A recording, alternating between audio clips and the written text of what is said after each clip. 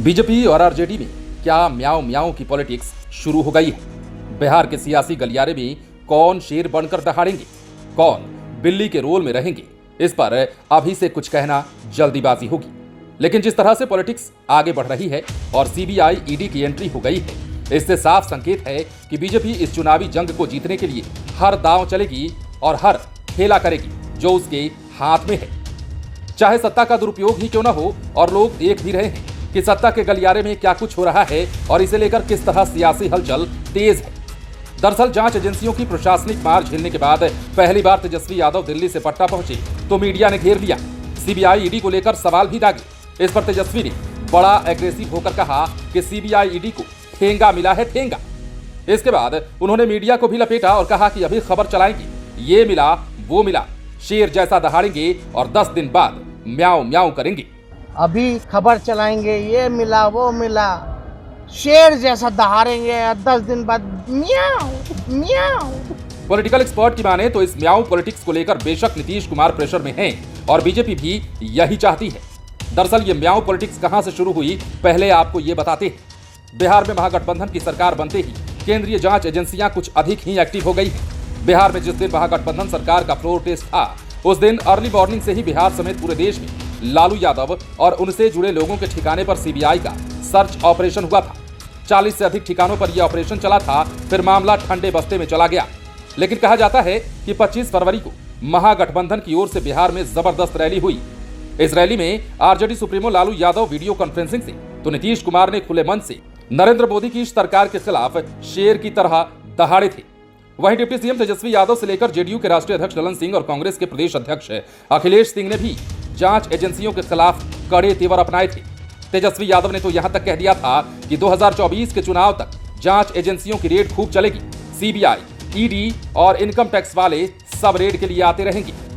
दूसरी ओर जेडीयू के राष्ट्रीय अध्यक्ष ललन सिंह ने जांच एजेंसियों के नाम पर बीजेपी को धो दिया। उन्होंने अपने भाषण में देश में हुए 81,000 करोड़ के कॉर्पोरेट फ्रॉड के मुद्दे को मजबूती से उठाया। इसके साथ केंद्रीय गृह मंत्री अमित शाह पर तंज कसते हुए सवाल भी पूछा कि आप ये तो बताइए कि देश में 81,000 करोड़ का कॉर्पोरेट फ्रॉड हुआ है कि नहीं। क्यों नहीं कहते हैं कि जांच कराएंगे, किसका पैसा गया, ये लोगों का पैसा गया है, देश की जनता का पैसा गया है। 18,000 करोड़ का घाटा एलआईसी को एक दिन में हुआ, लेकिन इस पर सरकार ने तो कभी चर्चा नहीं की। इसे मीडिया वालों ने भी नहीं उठाया। जबकि लालू यादव के यहां छापेमारी होती है तो सुबह से लेकर शाम तक यही खबर चलती है। यहां पर आपको यह भी सुनाते हैं कि कॉर्पोरेट फ्रॉड से लेकर लालू यादव तक पर क्या बोल रहे हैं ललन सिंह।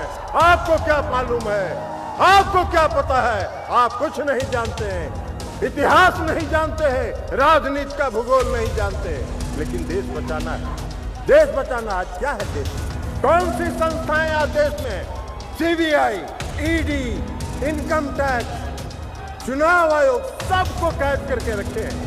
कोई कहीं बाहर नहीं जा सकता है। और वो लोकतंत्र का चौथा स्तंभ था, लोकतंत्र का एक चौथा स्तंभ था मीडिया।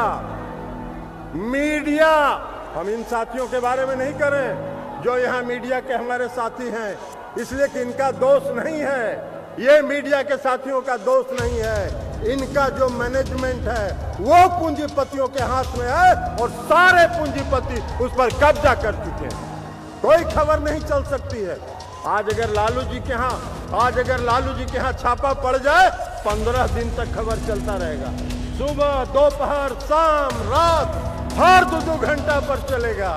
81,000 करोड़ का फ्रॉड, कॉर्पोरेट फ्रॉड इस देश में हुआ।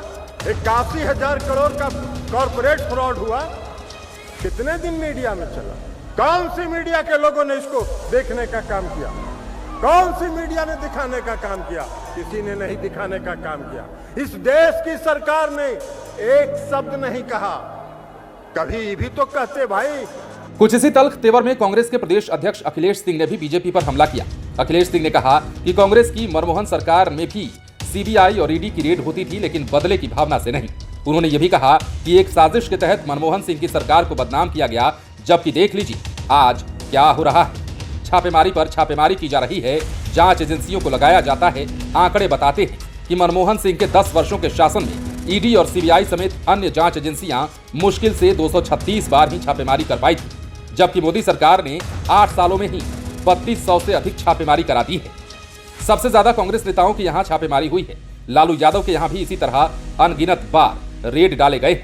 आइए सुनते हैं कि अखिलेश सिंह जांच एजेंसियों को लेकर क्या बोल रहे हैं। भारतीय जनता पार्टी के लिए कोई जगह नहीं है। 40 का 40 सीट अगर ठीक से आप समन्वय करके लड़ेंगे, ठीक से सीट बंटवारे करके लड़ेंगे,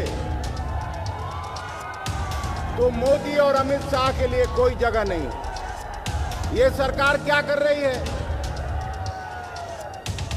पिछले 10 साल में मनमोहन सिंह के नेतृत्व वाली सरकार ने, उस समय भी ईडी था, उस समय भी सीबीआई था, उस समय पूरे देश में अगर ईडी ने छापा मारा था उसकी संख्या क्या थी? 300 से भी कम 236 छापे पड़े थे। लेकिन इन लोगों के 8 साल के शासन में मोदी सरकार ने 3200 छापे देश भर में मारने का काम किया है और नेताओं का मुंह बंद करने का काम कर रहा है। सबसे ज्यादा छापा कांग्रेस के नेताओं पर पड़ा है, तृणमूल कांग्रेस के नेताओं पर पड़ा है, आदरणीय लालू जी और तेजस्वी पर पड़ा है।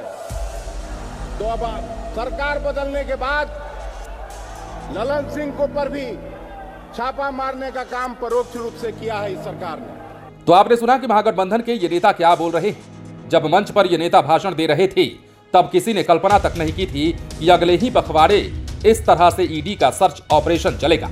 लेकिन ऐसा ही हुआ। सबसे पहले 6 मार्च को सीबीआई ने राबड़ी देवी से पूछताछ की तो 7 मार्च को दिल्ली में लालू यादव से 2 राउंड पूछताछ हुई।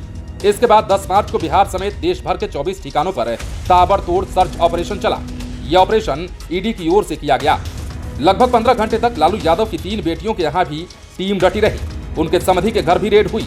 इतना ही नहीं, तेजस्वी यादव की गर्भवती पत्नी राजश्री यादव को इसकी वजह से काफी प्रॉब्लम फेस करनी पड़ी और आधी रात को उन्हें अस्पताल में भर्ती कराना पड़ा। हालांकि बीजेपी वालों ने इस पर सफाई देते हुए कहा कि गलत किए हैं तब न कार्रवाई हो रही है, जब गलत नहीं किए तो डरना कैसा। पॉलिटिकल एक्सपर्ट की माने तो सत्ता पक्ष की ओर से विरोधियों के खिलाफ जांच एजेंसियों को लगाना कोई नई बात नहीं है। कांग्रेस के जमाने में भी ये होता रहा था और आज बीजेपी के जमाने में भी हो रहा है। लेकिन ये कार्रवाई कुछ ज्यादा बढ़ गई है। विरोधियों को इसलिए भी खटक रहा है कि वही काम बीजेपी नेता भी कर रहे हैं, लेकिन वहां किसी तरह की कार्रवाई नहीं हो रही है। ताजा मामला कर्नाटक का है। इसी दौरान कर्नाटक में एक बीजेपी विधायक के आवास से 8 करोड़ कैश बरामद हुए हैं। उनका बेटा 40 लाख घूस लेते हुए गिरफ्तार हुआ है, लेकिन ना तो कहीं चर्चा है और ना ही कोई जांच एजेंसी वहां पहुंची है। तभी तो मुख्यमंत्री नीतीश कुमार से लालू परिवार से जुड़े ठिकानों पर हुई छापेमारी को लेकर सवाल किया गया तो संक्षिप्त उत्तर में कहा कि पता नहीं, जब हम महागठबंधन में आते हैं तो छापेमारियां तेज हो जाती है और जब बीजेपी के साथ हो जाते हैं तो छापेमारी रुक जाती है। ऐसा ही 2017 में भी हुआ था। पॉलिटिकल एक्सपर्ट की माने तो जांच एजेंसियों की कार्रवाई केवल आरजेडी के साथ ही नहीं हो रही है, बल्कि पश्चिम बंगाल में टीएमसी नेताओं को भी ऐसा ही झेलना पड़ रहा है। हाल ही में दिल्ली के डिप्टी सीएम मनीष सिसोदिया को एक मामले में गिरफ्तार किया गया है, जबकि तेलंगाना के सीएम केसीआर की बेटी भी टारगेट पर है। हालांकि सपा के राष्ट्रीय अध्यक्ष अखिलेश यादव को ऐसे ही पुराने मामले में सुप्रीम कोर्ट ने बड़ी राहत दी है। कहा जाता है कि जिस तरह लालू परिवार के खिलाफ 2009 के लैंड फॉर जॉब स्कैम मामले को खोला गया है, उसी तरह समाजवादी पार्टी के मुखिया अखिलेश यादव और उनके पिता स्वर्गीय मुलायम सिंह यादव से जुड़े आय से अधिक संपत्ति मामले में सुनवाई के लिए कोर्ट से अनुमति मांगी थी, लेकिन सुप्रीम कोर्ट ने आगे की सुनवाई करने से मना कर दिया। दरअसल चीफ जस्टिस डीवाई की अध्यक्षता वाली बेंच ने कहा कि 2013 में सीबीआई ने प्राथमिक जांच के बाद मामला बंद कर दिया था। मुलायम सिंह यादव का निधन भी हो चुका है, इसलिए अब सुनवाई की जरूरत नहीं। कोर्ट ने याचिकाकर्ता की यह मांग भी ठुकरा दी कि सीबीआई को उन्हें अंतिम रिपोर्ट की कॉपी देने का निर्देश दिया जाए। बहरहाल दिल्ली से पटना लौटे तेजस्वी यादव काफी अग्रेसिव मूड में थे और उन्होंने साफ कह दिया कि इस बार भी जांच एजेंसी को छापा में कुछ नहीं मिला है। बीजेपी उनसे हार मान चुकी है और हाथ खड़े कर चुकी है। बीजेपी इसी हार के खुन्नस में छापा मरवा रही है। उन्होंने यहां तक कह दिया कि सीबीआई और ईडी वालों को ठेंगा मिला है और शेर की तरह दहाड़ने वाले बाद में म्याऊं म्याऊं करेंगे। लेकिन पॉलिटिकल एक्सपर्ट ये भी मानने लगे हैं कि इस सर्च ऑपरेशन के पीछे बीजेपी का एक मकसद ये भी है कि नीतीश कुमार को प्रेशर में लाया जाए। ऐसे में अब ये देखना दिलचस्प होगा कि इस म्याऊं म्याऊं पॉलिटिक्स को लेकर नीतीश कुमार कितने प्रेशर में आते हैं। लाइव सिटीज के लिए पटना से राजेश ठाकुर की रिपोर्ट।